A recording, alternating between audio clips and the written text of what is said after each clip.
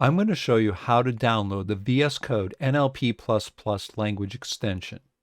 Go to any search engine and type in download VSCode and you'll come to this page. You then download either the Windows, Linux, or Mac version depending on your OS.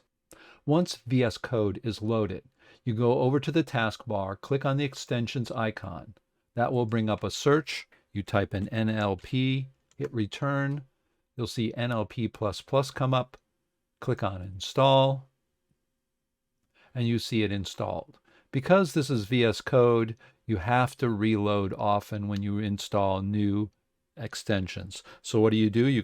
You hit Control-Shift-P. That brings up a type-in window, which you type in, reload, and you should see at the very top, Developer Reload window. Click on that, and that will reload. Now you see an NLP++ icon in the taskbar. So click on that, and now you're going to see a bunch of pop-ups. Close all of them, even the big ones. Close all of them that you see.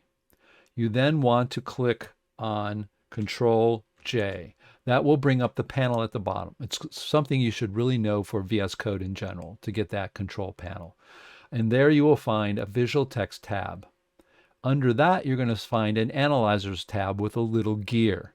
You go to that gear and it's going to say Load Default Analyzers. Click on that.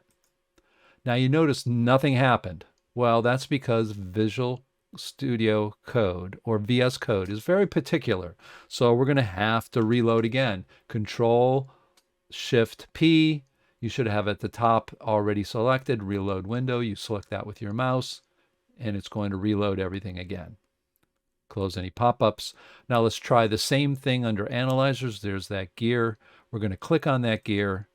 And this time you're going to see everything reload.